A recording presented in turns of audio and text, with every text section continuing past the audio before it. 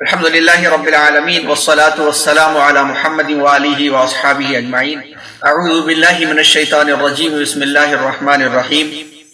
الف لام میم ذالک الکتاب لا ریب فیہ ھدی للمتقین، صدق اللہ العظیم۔ ہے سورہ بقرہ کی ابتدائی آیات میں مومن، کافر اور منافق کی پہچان۔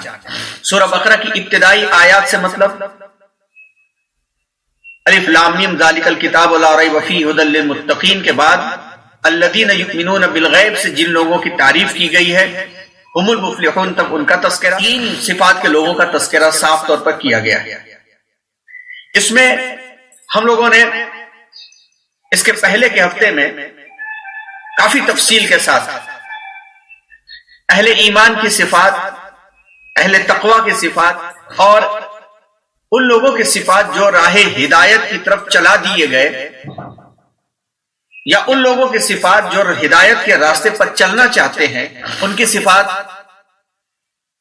شروع کی 5 آیتوں کے اندر بیان کی گئی، اور اس کی تفصیلات بہت آ چکی ہیں، یہاں پہ ہم ان تفصیلات میں نہیں جائیں گے۔ کسی کو ضرورت ہو تو پچھلی ریکارڈنگ کو وہ سن لے، تو وہ تفصیلات اثر نو ذہن و دماغ کے اندر تازہ ہو جائیں گے۔ لیکن من جملہ وہاں پہ جو تذکرہ ہے وہ نمبر 1 یہ ہے کہ غیب پر ایمان، یؤمنون بالغیب۔ نمبر 2 نماز، ویقیمون الصلاۃ۔ نمبر 3 ومما رزقناہم ینفقون، اور جو کچھ ہم نے دے رکھا ہے یعنی اللہ نے دے رکھا ہے اس میں سے خرچ کرتے۔ تو اہل ایمان اور متقین کی صفات بیان کی گئی کہ وہ غیب پر ایمان رکھتے ہیں، نماز قائم کرتے ہیں، اور اللہ نے جو دے رکھا ہے اس میں سے خرچ کرتے ہیں، اور جو کچھ آخری نبی جناب محمد رسول اللہ صلی اللہ علیہ وسلم پر نازل ہوا اس کو برحق جانتے ہیں، یقین رکھتے ہیں، ایمان رکھتے ہیں، اور اس کے پہلے کے نبیوں پر بھی جو آسمانی کتابیں نازل ہوئی اللہ تعالیٰ نے صحیفے کی شکل میں نازل فرمایا یا اللہ تعالیٰ نے مکمل کتاب کی شکل میں نازل فرمایا، اس پر بھی ایمان رکھتے ہیں، اور آخرت پر یقین رکھتے ہیں کہ ایک نہ ایک دن وہاں پہنچ کر کے حساب اور کتاب دینا ہے۔ ان کے بارے میں اللہ تبارک و تعالیٰ نے کہا کہ اللہ کی طرف سے یہی ہدایت کے راستے پر ہے، یعنی اہدنا الصراط المستقیم صراط الذین انعمت علیہم۔ اس کا جواب بھی یہاں ملتا ہے کہ یہی لوگ ہدایت کے راستے پر ہیں اور یہی لوگ جو ہے کامیاب ہونے والے ہیں۔ ان کے تذکرے کے بعد اب جو دوسرا جو ٹولہ ہے قرآن کی ترتیب کے اعتبار سے وہ کفار کا ٹولہ ہے، لیکن یہاں پر ہم چاہیں گے کہ ایمان کے بعد منافقین کا تذکرہ کریں، کیونکہ منافقین کا جو لفظ جب آتا ہے تو اس کے لیے یہ کوئی ضروری نہیں کہ کفار کے ٹولے میں سے ہی، نافرمانوں اور مشرکین کے ٹولے میں سے ہی منافق ہو، بلکہ عملی طور پر زیادہ یہ دیکھنے میں آتا ہے کہ اہل ایمان کے ٹولے میں سے ہی یہ طبقہ نکلتا ہے۔ اس لیے اس اہمیت کے اعتبار سے اس تذکرے کو ہم پہلے کرنا چاہیں گے۔ منافقین جس کا ٹائٹل ہے آستین کے سانپ، اللہ تعالی ہمیں اور آپ کو، تمام انسانیت کو نفاق سے بچائے۔ سورہ نساء کی آیت نمبر 145 میں اللہ تعالیٰ نے ارشاد فرمایا، بسم اللہ الرحمن الرحیم، ان المنافقین فی الدرک الاسفل من النار ولن تجد لهم نصیرا۔ بے شک منافقوں کے لیے جہنم کا سب سے نچلا درجہ ہے اور آپ ہرگز ان کا کوئی مددگار نہ پائیں گے۔ یعنی یہ عادت اتنی خطرناک ہے کہ اللہ تبارک و تعالیٰ بھی عذابوں، دردناک عذابوں میں بھی سب سے سخت عذاب ایسے لوگوں کو عطا کریں گے۔ اسلام ظاہر اور باطن، اندر اور باہر ٹرانسپیرنسی کے ساتھ کام کرتا ہے، شفافیت کے ساتھ عمل پیرا ہوتا ہے، اور اسی ٹرانسپیرنسی، اسی شفافیت کی دعوت زندگی کے ہر میدان میں دیتا ہے۔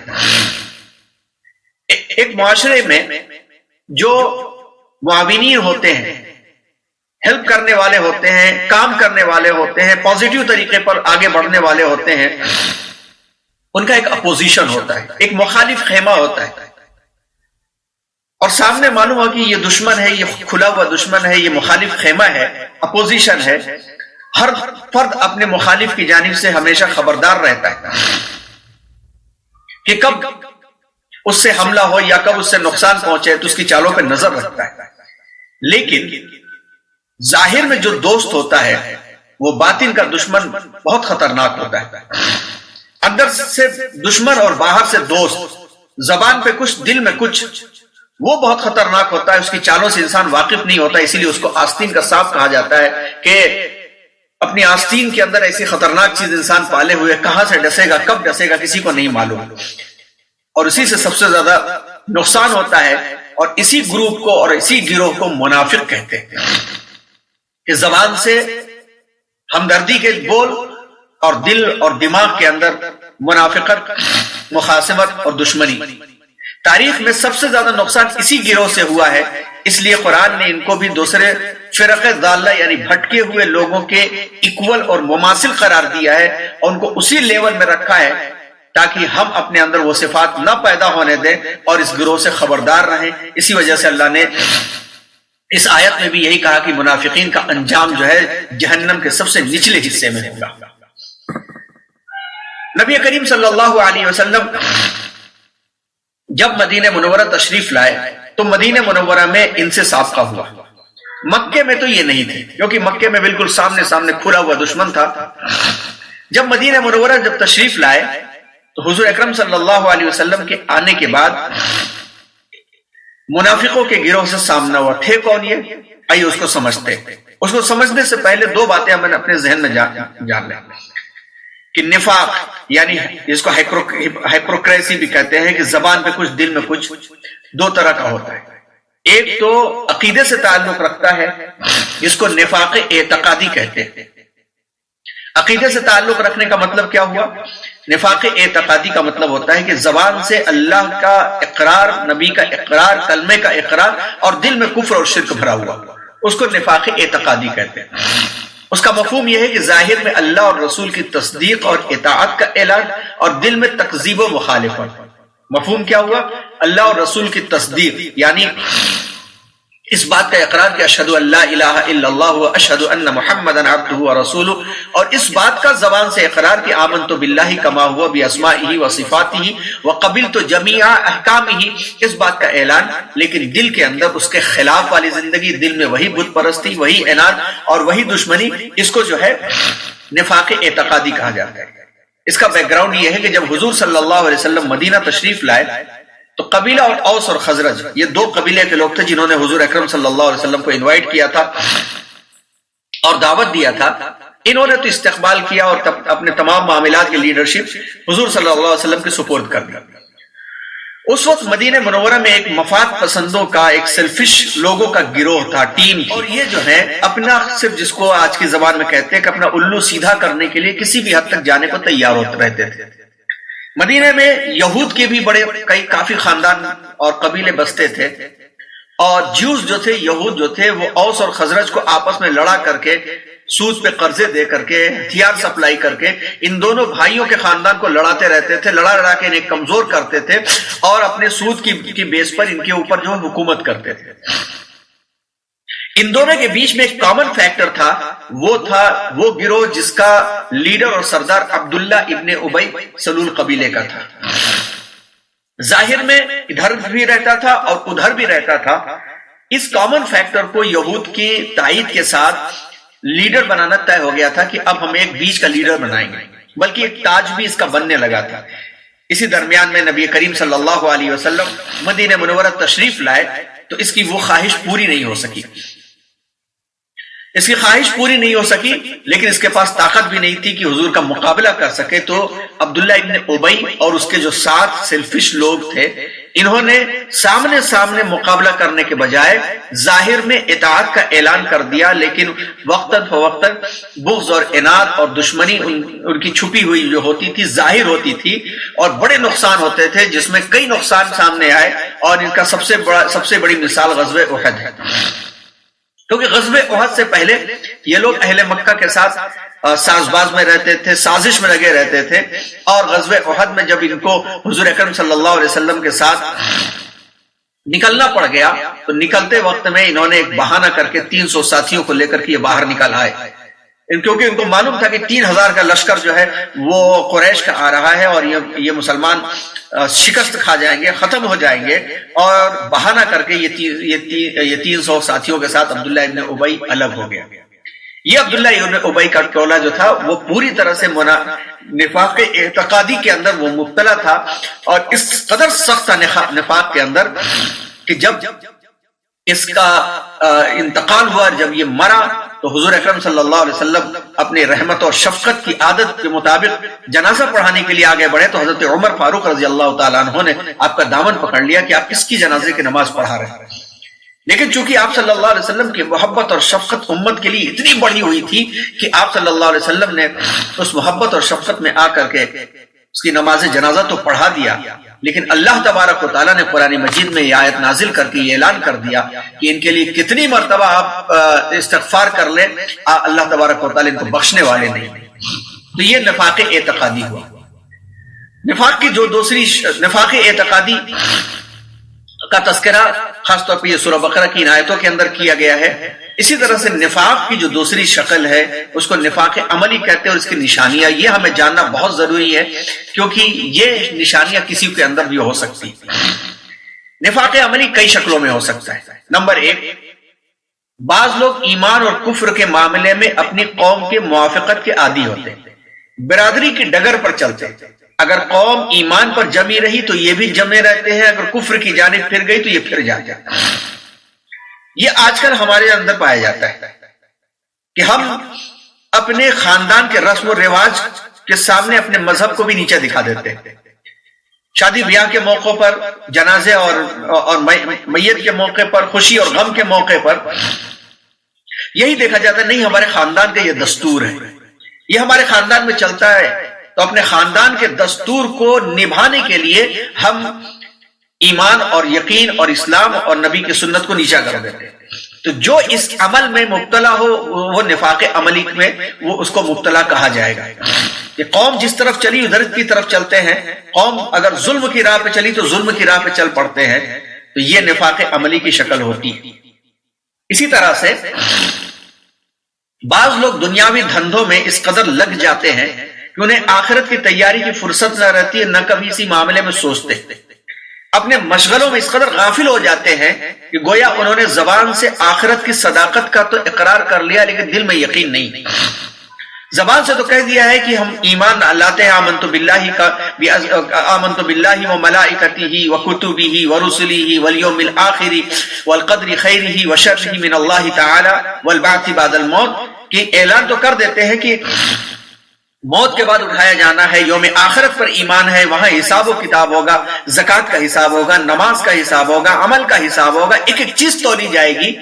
زبان سے تو اقرار کر لیتے ہیں لیکن اپنے بزنس میں، اپنے پروفیشن میں، اپنے کاموں میں اتنا مصروف رہتے ہیں کہ اس مصروفیت کی بنیاد پر بھول جاتے ہیں، نمازیں بھی بھول جاتے ہیں، عبادات بھول جاتے ہیں، زکوٰۃ و صدقات بھول جاتے ہیں اور اپنے آپ کو مسلمان کہتے ہیں. تو نفاق عملی کی یہ دوسری شکل ہے، یہ بھی نفاق کہلاتا ہے. اور نفاق عملی بھی نفاق اعتقادی کے قریب پہنچتا ہے. نفاق اعتقادی کا مطلب ہوتا ہے کہ انسان کافر کا کافر رہتا ہے، لیکن نفاق عملی کا میں انسان کافر نہیں ہوتا لیکن فاسق ہو جاتا ہے، بری راہ پہ چل پڑتا ہے. نمبر 3، بعض لوگوں کے دلوں میں اسلام اور نبی اور شعار اسلام کے بارے میں کمزوری ایمان کے باعث عجیب عجیب خیالات بھٹکتے رہتے، کھٹکتے رہتے، اگرچہ کہ ان میں اتنی جرت نہیں ہوتی کہ اس کا انکار کر دیں، اسلام کے منکر ہو جائے، لیکن ضعیف ایمان کے سبب وہ ایمان کے ثمرات سے، اس کے اثرات سے وہ محروم رہتے ہیں. آج بھی یہ نفاق بھی ہمارے معاشرے میں بہت پایا جاتا ہے، خاص طور پر ایک مشنری ایجوکیشنل سسٹم سے پڑھے ہوئے لوگوں کے اندر یہ بہت ساری چیزیں پائی جاتی ہیں، کیونکہ اس ماحول کے اندر ڈھلے ہوئے ہوتے تو شریعت پر اعتراض ہوتا ہے، عورت کے حصے پر اعتراض ہوتا ہے، پردے پر اعتراض ہوتا ہے، وراثت پر اعتراض ہوتا ہے، نکاح اور طلاق پر اعتراض ہوتا ہے، لیکن اتنی ہمت نہیں ہوتی کہ وہ عقیدت سے اپنے پھر جائے، لیکن اس اعتراض کے ساتھ وہ زندگی گزارتے ہیں. تو یہ بھی ایک نفاق کی قسم ہے. نمبر 4، بعض لوگوں میں اپنے قبیلے کی اندھی محبت اور عصبیت اس قدر زور پکڑ چکی ہوتی ہے کہ مسلمانوں کے مقابلے میں کفر کی درپردہ حمایت کرتے ہیں اور مسلمان کو نقصان پہنچاتے ہیں. یہ بھی ایک نفاق عملی کی قسمیں ہیں. حضرت شاہ ولی اللہ محدث دہلوی رحمۃ اللہ علیہ نے نفاق کے بارے میں لکھا ہے کہ منافقین کے 2 اہم نمونے ہمیں دیکھنے میں آسانی سے مل سکتے ہیں. نمبر 1، حاکموں اور امیروں کے مصاحبین. حاکموں یعنی جو پوزیشن میں ہے، جو رولنگ پارٹی ہے، جو حکمراں طبقہ ہے، اور جو بہت پیسے والے لوگ ہیں ان کے ساتھ رہنے والے، مصاحب جن کو کہتے ہیں، ان کا ساتھ رہنے والے، ان کے ساتھ اٹھنے بیٹھنے والے، یہ بھی ایک منافقوں کے نمونے ان میں بہت آسانی سے دیکھنے میں مل جاتے ہیں۔ یہ حضرات حاکموں کی، امیروں کی خوشنودی میں مذہب کی تشریحات بدل دیتے ہیں اور جی حضوری میں اتنا آگے بڑھ جاتے ہیں کہ حرام کو حلال کر ڈالتے ہیں۔ جیسے ہم دیکھتے ہیں حضرت شاہ ولی اللہ محدث دہلوی رحمۃ اللہ علیہ کے زمانے سے پہلے اکبر کا زمانہ تھا۔ اکبر کے زمانے میں بھی دربار میں اہل علم لوگ موجود تھے، لیکن بعض اہل علم کیا تھے؟ بعض اہل علموں نے اکبر کے مزاج کے مطابق دین کی تشریحات کو جب بدل دیا تو اکبر اس مزاج سے اتنا گمراہ ہوا جس کی وجہ سے اس نے دین الہی کی بنیاد ڈال دی۔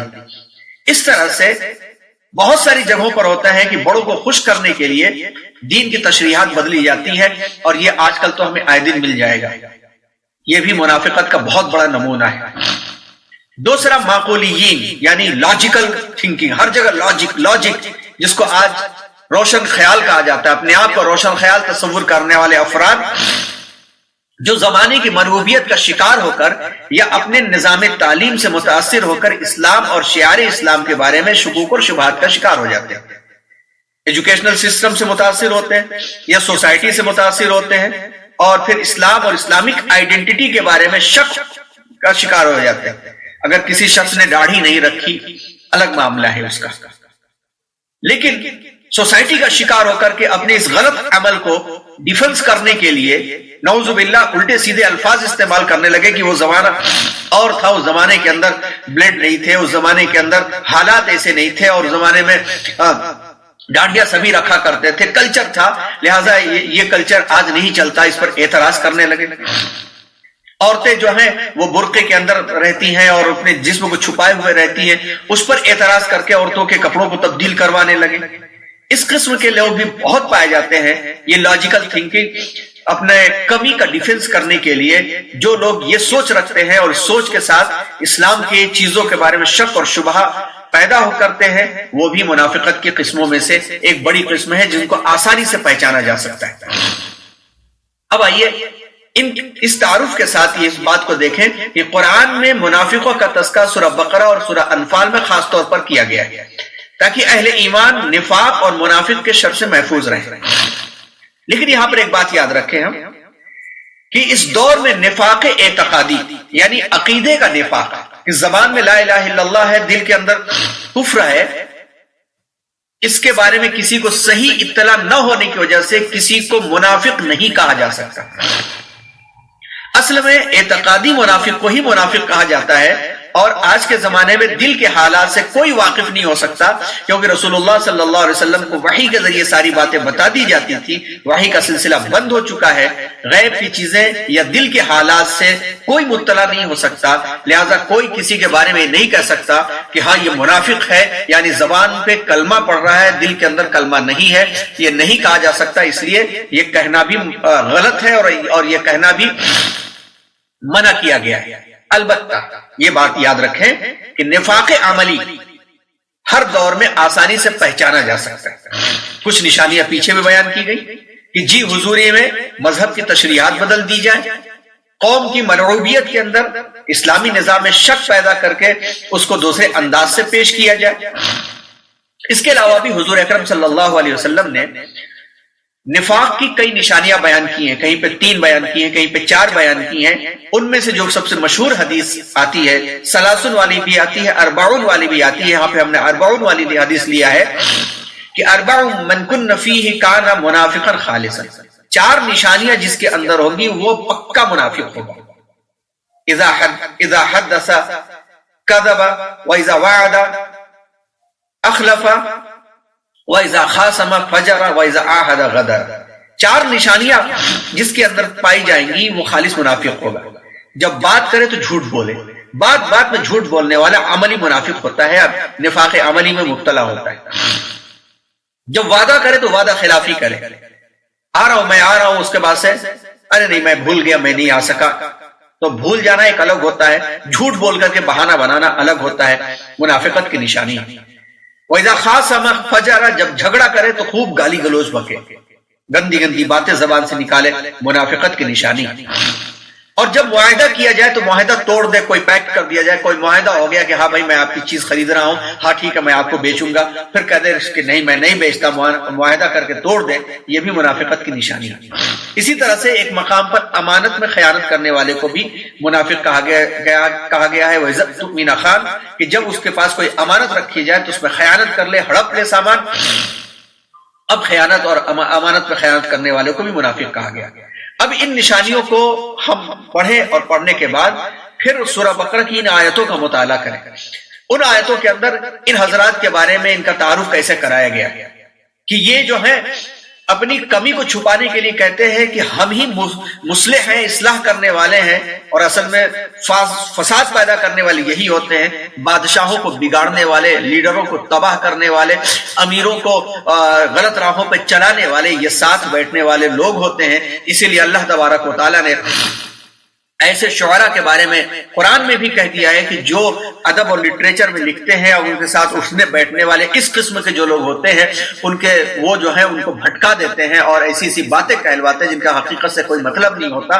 تو پتہ یہ چلا کہ منافقت کا بہت بڑا معاملہ سوسائٹی کے اندر ہے، اور جس سوسائٹی کے اندر اس کردار کے لوگ، اس خوشامد والے لوگ، جی حضوری والے لوگ زیادہ ہو جاتے ہیں، وہ سوسائٹی پنپ نہیں ہو پاتی ہے، فساد جنم لیتا ہے۔ یہ نشانی اپنے سامنے رکھیں ہم اور آپ، اور قرآن مجید کی ان آیتوں کو دیکھیں جس میں اللہ تبارک و تعالیٰ ان کی خصوصیات کو بیان کیا ہے، اور کیا ہی بہترین انداز میں اللہ نے بیان کیا ہے۔ اس کو پڑھیں، اپنے آپ کو بچائیں، اور جہاں تک ہو سکے دوسروں کو بچانے کی فکر کریں۔ قرآن میں جس شروع کی آیتوں کے اندر جس گروہ کا تعارف کرایا گیا ہے، بہت صاف انداز میں 2 آیتوں کے اندر اس قدر سخت انداز میں کرایا گیا ہے کہ کہہ دیا گیا ہے کہ صم بکم عمی، کہ یہ اندھے بہرے گونگے ہیں، اور اندھے اور بہروں کے اوپر آپ جو ہے اندھے کے سامنے آپ جو ہے کتنا اچھا لباس پہن کر کے پہنچ جائیے، اندھا تو اندھا ہے، بہرے کے سامنے آپ کتنے اچھے انداز میں گا لیجیے، بہرا تو بہرا ہی ہے، اور گونگے سے آپ توقع نہیں کر سکتے کہ آپ کے لیے محبت کے 2 الفاظ وہ بولے گا۔ اللہ تبارک و تعالیٰ نے ان کے مزاج اور ان کی نافرمانی کی گہرائی کے سبب اللہ نے کہا ہے کہ ان کے کان بند کر دیے گئے ہیں، ختم اللہ علی قلوبہم، دل کے اوپر مہر لگا دی گئی ہے، اور یہ اندھے بہرے کر دیے گئے۔ تو 2 آیتوں میں صاف طور پر اللہ تعالیٰ نے بیان کر دیا، مومنوں کی صفات کے بعد یہ بیان کی گئی ہیں یہ صفات، اس کے بعد منافقوں کی صفات بیان کی گئی ہے۔ اور کافر اور مشرک کے بارے میں کیوں ایسا کہا گیا ہے، اس سلسلے میں ہم آئیے دیکھتے ہیں کہ قرآن میں اور کیا کہا گیا ہے۔ اللہ تعالیٰ نے سورہ نساء کی آیت نمبر 48 میں یہ فرما دیا، ان اللہ لا یغفر ان یشرک بہ ویغفر ما دون ذلک لمن یشاء، بے شک اللہ تعالیٰ معاف نہیں کرتا کہ اس کے ساتھ کسی کو شریک کیا جائے، اور اس کے علاوہ جسے چاہتا اللہ مغفرت عطا کر دیتا ہے۔ شرعی اعتبار سے یعنی اسلامک پوائنٹ آف ویو سے شرک کس چیز کو کہتے ہیں؟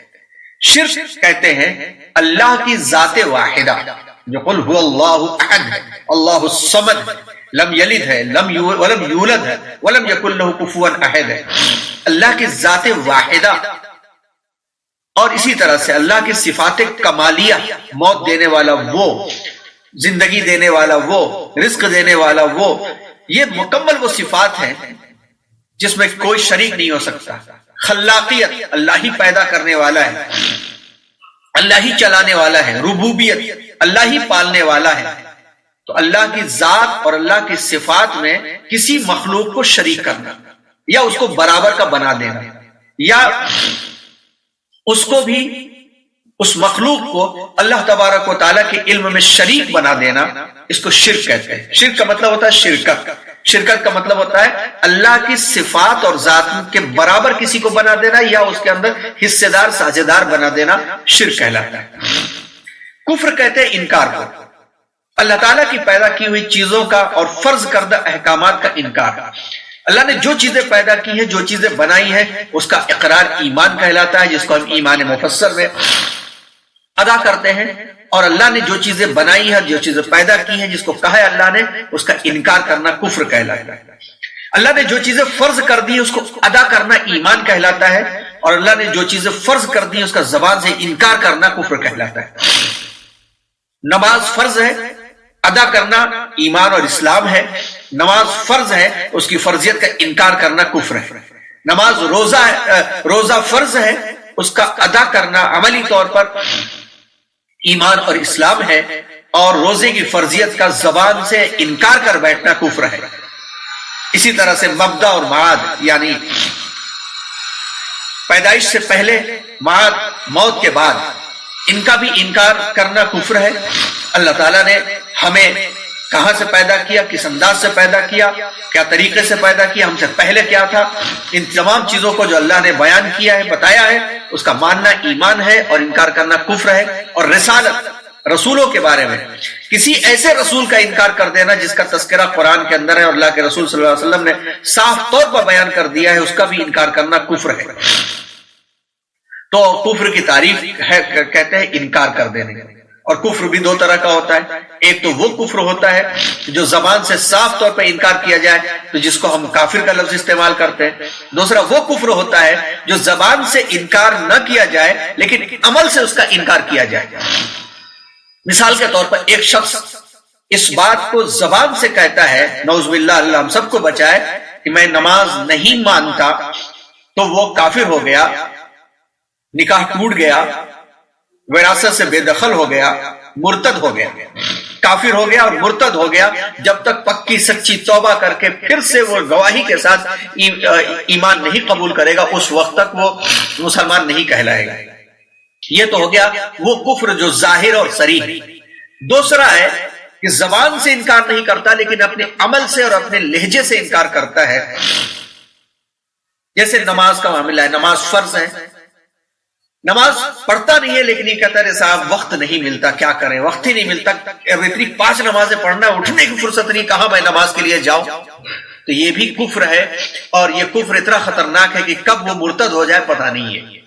لیکن اس عملی انکار سے کوئی شخص کافر نہیں ہوتا، لیکن فسق اور فساد کتنے قریب پہنچ جاتا ہے کہ عین ممکن ہے کہ زبان سے انکار کر بیٹھے۔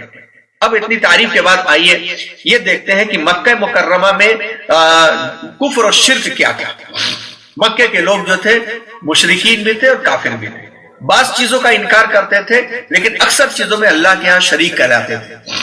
ایک دم سے مکہ مکرمہ، جس کو حضرت ابراہیم علیہ السلام نے توحید کی بنیاد پر بنایا تھا، اور حضرت ابراہیم علیہ السلام کو حنیف کا ٹائٹل دیا گیا تھا کہ دین کی خاطر بت پرستی سے اپنے آپ کو دور کرنے والا اور اللہ کی خاطر شرک اور بت پرستی سے اپنے آپ کو الگ کر لینے والا، تو اس کے خاندان کے لوگ اور اس کا علاقہ کیسے کافر اور مشرک ہو گئے یہ لوگ۔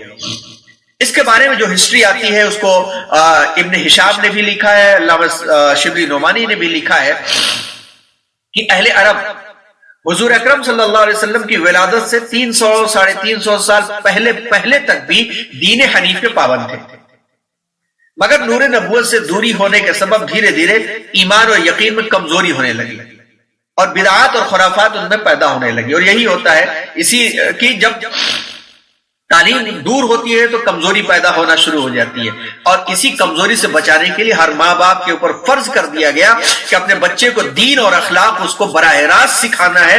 اگر کسی ماں باپ نے اس کی فکر نہیں کیا تو اللہ کے اس کی پکڑ ہوگی، اور جب صحیح دین انسان نہیں سیکھتا ہے تو خرافات اور بدعات اس کے اندر گھس کر کے آ جاتی ہے، آج ہم دیکھ سکتے ہیں۔ تو اسی طرح سے اہل مکہ کے ساتھ بھی ہوا کہ نور نبوت سے دوری کی وجہ سے ایمان میں کمزوری پیدا ہونے لگی اور بدعات اور خرافات ان میں آنے لگی، لیکن ایک اللہ کی عبادت باقی تھی، یہاں تک کہ ان کے اندر عمرو ابن لحی نام کا ایک شخص پیدا ہوا اور جو بنو خزاعہ کا رئیس تھا۔ ابن ہشام کہتے ہیں کہ کسی غرض سے ملک شام گیا اور اس کا گزر ایک قوم تھی جو عمالقہ قوم، جو حضرت موسیٰ علیہ السلام کے زمانے میں بھی تھی۔ عمالقہ قوم کی سرزمین ان کے گاؤں مآب سے گزر ہوا تو اس نے دیکھا کہ وہ بتوں کی پرستش میں مبتلا ہے۔ عمرو نے جب اس بارے میں سوال کیا تو لوگوں نے جواب دیا کہ یہ معبود ہیں، ہم ان سے بارش طلب کرتے ہیں تو عطا کرتے ہیں، مدد طلب کرتے ہیں تو امداد کرتے ہیں۔ اس بات سے متاثر ہو کر کے عمرو نے ایک بت ان سے طلب کیا تاکہ اس کو عرب لے جائے اور وہاں اس کی عبادت ہو۔ ان لوگوں نے ایک بت دیا، کہا جاتا ہے کہ اسی بت کا نام ہبل تھا۔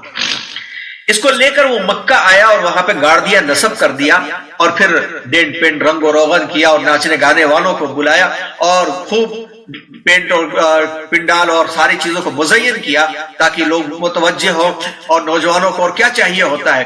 آج بھی دیکھیں کہ نوجوان جو ہے اسی کو دھیرے دھیرے دیکھتے دیکھتے ایک عظیم الشان شخصیت حضور اکرم صلی اللہ علیہ وسلم کے نام پر بھی جو جلوس آ رہا ہے اس میں بھی گانوں کے اوپر ڈانس اور ناچ شروع ہو گیا ہے. اسی طرح سے اس زمانے میں بھی ہوا کہ لوگ آنے لگے ناچ گانے کو دیکھ کر کے اور آہستہ آہستہ عبادت میں مبتلا ہو گئے اور تعظیم کرنے لگے.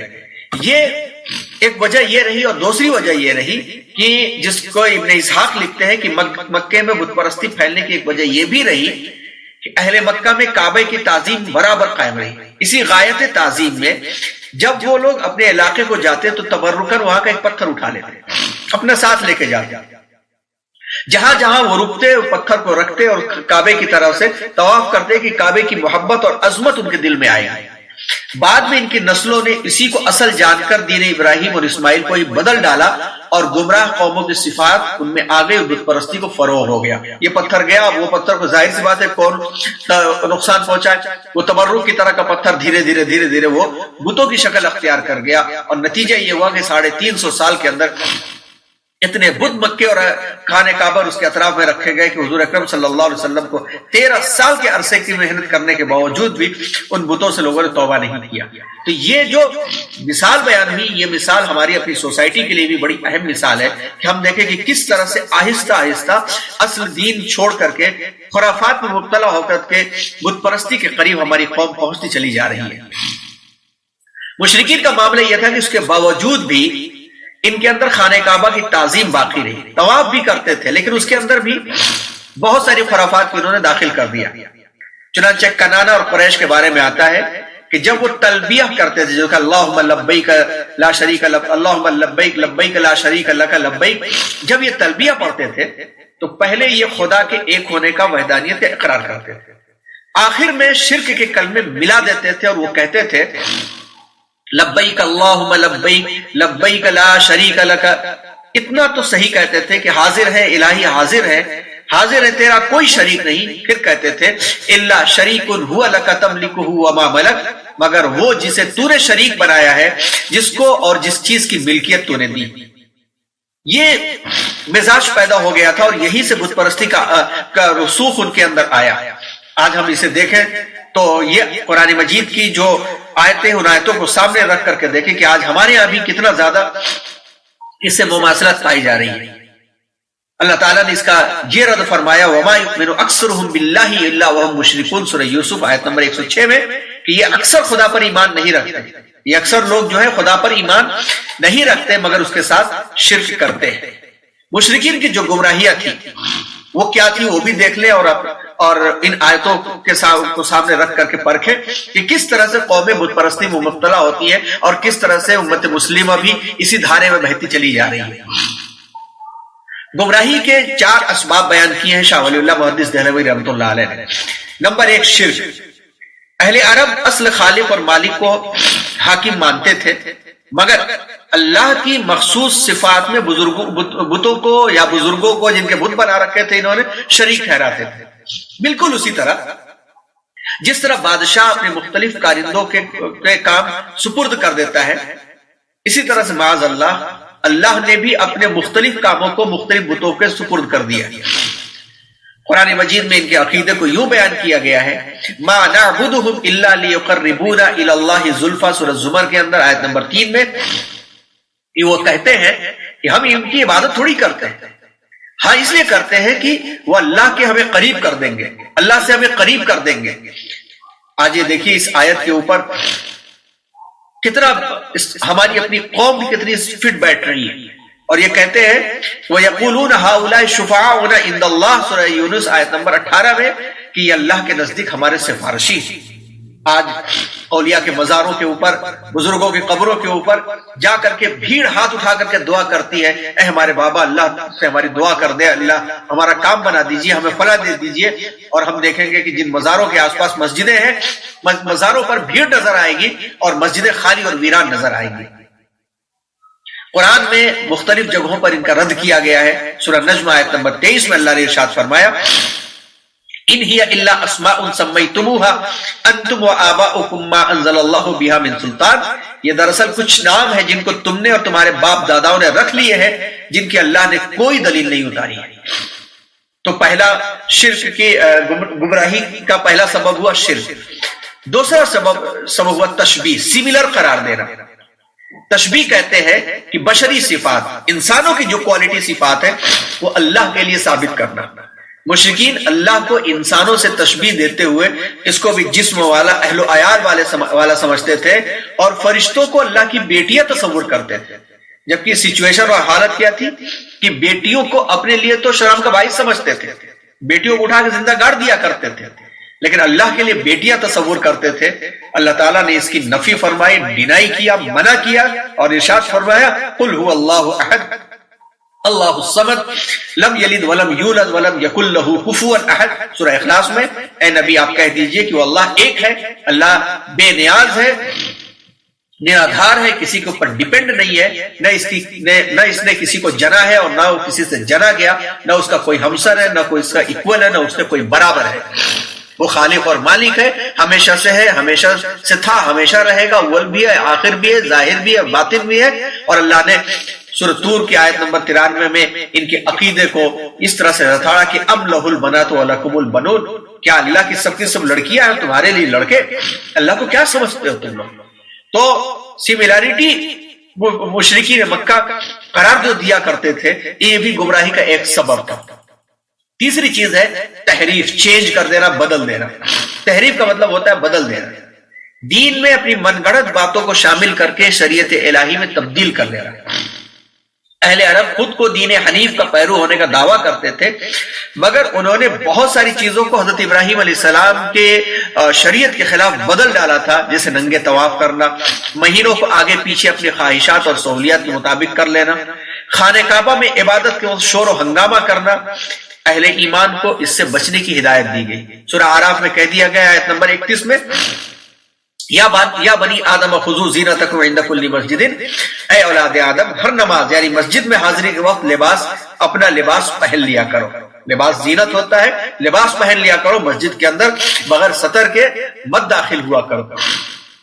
اور سورہ توبہ آیت نمبر 37 میں ان کے عقیدے کے بارے میں کہا گیا انما النسیء زیادۃ فی الکفر، بلا شبہ مہینوں کو آگے پیچھے کرنا کفر میں اور زیادتی ہے۔ اور سورہ انفال میں آیت نمبر 35 میں کہہ دیا گیا وما كان صلاتهم عند البيت الا مكاء وتصديا، ان کی عبادت خانہ کعبہ میں محض چیخ و پکار تھی، تالیاں بجانا، سیٹیاں بجانا، ڈھول تماشے بجانا۔ لہذا پتہ چلا کہ ہنگامے کرنا، ڈھول تماشے بجانا اس کا کردار کیا ہے اور کس معیار کی یہ چیز ہے، اللہ تعالیٰ نے کیسے اس کو منع کیا۔ گمراہی کا جو چوتھا سبب تھا ان کا، وہ یہ تھا انکار رسالت اور آخرت، اور یہی کفر تھا ان کا۔ ورنہ اس کے پیچھے جتنی چیزیں دیکھیں وہ شرک میں آتی ہے، یہ کفر میں تھا کہ اہل عرب کے لیے نبوت اور رسالت کوئی نئی چیز نہیں تھی۔ وہ اپنے اجداد حضرت ابراہیم، حضرت اسماعیل کی رسالت کے قائل تھے، یہاں تک کہ حضرت موسیٰ علیہ السلام کو نبی مانتے تھے، لیکن جب اپنی ہی برادری کے ایک شخص نے نبوت کا اعلان کیا تو اس کا انکار کرنے لگے۔ ان کے نزدیک بشری تقاضے ایک نبی کی شان کے خلاف، ان کے نزدیک ما فوق البشر ہستی یا فرشتہ ہی نبی ہو سکتا ہے۔ رسالت کے بارے میں ان کا عقیدہ تھا کہ ہماری طرح سے کھاتا پیتا انسان پیغمبر کیسے ہو سکتا ہے، نیز مرنے کے بعد زندہ ہونا ناممکن سمجھتے تھے۔ اللہ تعالیٰ نے ان کا رد کیا وما ارسلنا من قبلک الا رجالا نوحی الیہم من اہل القری، سورہ یوسف آیت نمبر 109۔ ہم نے آپ سے پہلے بستی والوں میں جتنے بھی رسول بھیجے سب مرد تھے جن پر ہم وہی بھیجتے تھے۔ اولم يروا ان الله الذي خلق السماوات والارض ولم يعي بخلقهن بقادر على ان يحيي الموتى، سورہ احقاف آیت نمبر 33۔ کیا وہ نہیں دیکھتے کہ اللہ تعالیٰ نے آسمان اور زمین کو پیدا کیا، ان کے پیدا کرنے سے تھکا نہیں ہے، یقیناً مردوں کو بھی زندہ کرنے سے پر قادر ہے، اور وہ دوبارہ بے شک ہر چیز کے اوپر وہ قادر ہے۔ تو یہ تین گروہوں کو سورہ بقرہ کی شروع کی آیتوں میں بیان کیا گیا، جس میں پہلا گروہ جو تھا مومنین کا تھا، کامیاب ہونے والوں کا تھا، دوسرا گروہ مشرکین اور کافروں کا تھا، تیسرا گروہ منافقین کا تھا۔ یہ قرآن میں اس لیے بیان کیا گیا ہے تاکہ ہم اور آپ ان نشانیوں کو پڑھیں، ان نشانیوں کو پڑھ کر کے اپنے آپ کو فلاح پانے والے اور ہدایت پانے والوں کی فہرست میں شامل کرنے کے لیے ان صفات اور کوالٹیز کو اپنے اندر ہم لاتے رہیں، اور اپنے آپ کو نفاق سے بچائیں۔ اس لیے نفاق کو بہت ڈیٹیل یہاں پہ لایا گیا، اور اسی طرح سے کفر اور شرک سے بھی بچائیں کہ کوئی ایسا کام نہ کرے جو اللہ کی ذات سے کسی کو شریک کر دے، کوئی ایسا کام نہ کرے کہ دین کو ڈاؤن کر دے، اپنے رسم و رواج کو بڑھائے اور اللہ کو چھوڑ کر کے دوسروں کے لیے ہم عبادتیں کرنے میں لگ جائیں۔ یہ بات بہت اہم ہے، کیونکہ دنیا کے اندر ہم نے اگر کسی بزرگ کو خوش نہیں کیا، دنیا کے اندر کسی مزار پہ حاضری نہیں دی تو کوئی حرج نہیں ہے، لیکن اگر اللہ کے در پہ حاضری نہیں دی، اللہ اگر ناراض ہو گیا تو پھر ساری دنیا مل کر کے بھی اللہ کو راضی نہیں کر سکتی ہے۔ اللہ تعالی ہم سب کو ایمان، اخلاق اور اسی طرح سمجھنے کے ساتھ ساتھ کفر اور نفاق کو بھی سمجھنے کی توفیق عطا فرمائے، اور نفاق ہمارے اندر سے دور کرے، جھوٹ سے، مخاصمت سے، جھگڑوں سے، وعدہ خلافی سے، خیانت سے ہم سب کی حفاظت فرمائے، اور شرک سے سب سے زیادہ حفاظت فرمائے، تاکہ اللہ کی ہماری مغفرت ہو سکے۔